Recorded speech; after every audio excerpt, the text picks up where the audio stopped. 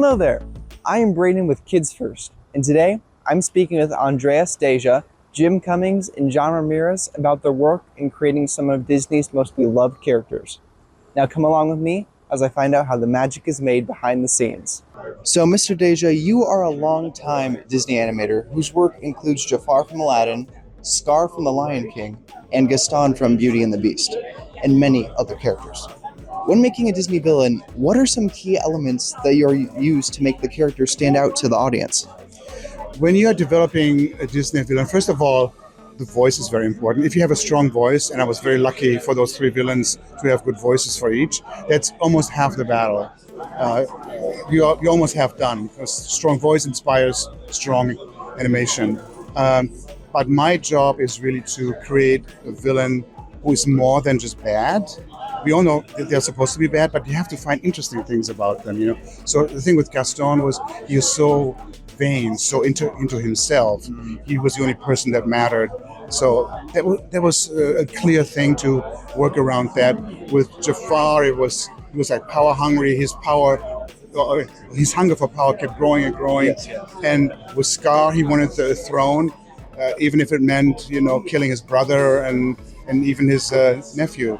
So, but Scar also had a sense of humor about him, and he wouldn't do the dirty work. He had the hyenas do that for him. Yeah. So again, you have to do more than just evil, just interesting character traits you have to find. So was there a special moment that stood out to you when working on any of these projects? Aladdin was a bit of a challenge early on, I remember, because we were set to do a stylized film. We were going to leave the Disney house style from Beauty and the Beast behind and really do something with the lines and the shapes and have a sort of a special language that we really had, that my generation hadn't done before.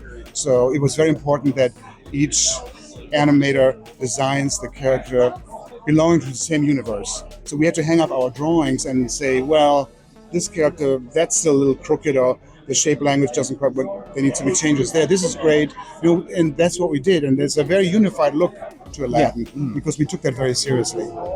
How do you voice your character in such a way to make them better fit into their style? Into their style? Yeah, like into their genre. Is like a way to add special inflection to the character in any way? No, really. I treat everything like it's the Super Bowl. Oh, yes. Every session is you're going for the title, the heavyweight championship of the world. So I take it.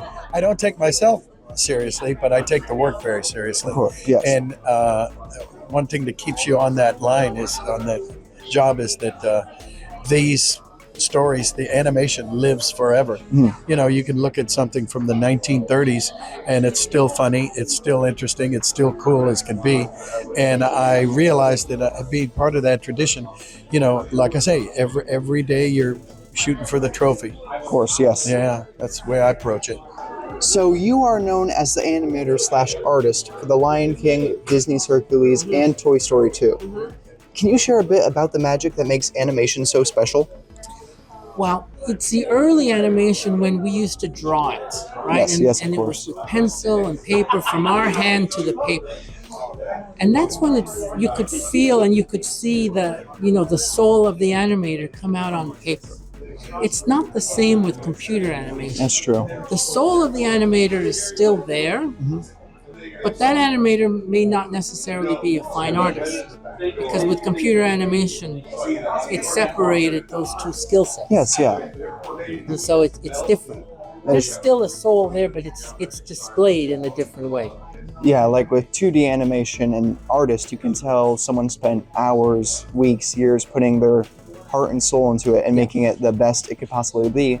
With computer, it's still kind of that same style, it just comes across in a different way. The animator now is working with a keyboard and with a mouse and moving things. Yeah, kind of like different style, but still there in a way. Yeah. So was there a challenge or a tough time while animating these features that you can tell us about? Challenge. It was always time. Yes. Because we never had enough time to finish a scene or to finish a story. The guys in the old days, the old Disney classics, right?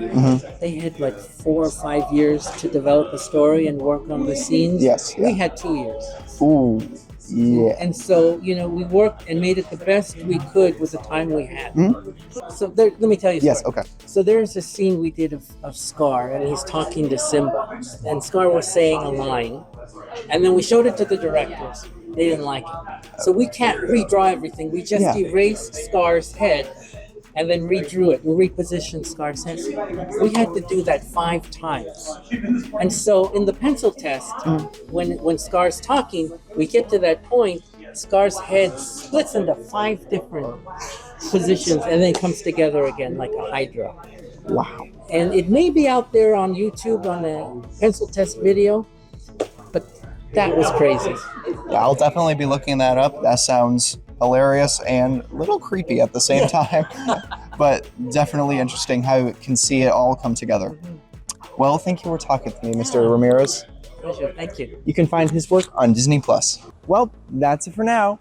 Once again, I am Braedyn reporting for Kids First. Be sure to like and subscribe to our channel to stay informed about upcoming films and shows. Thank you, and bye for now.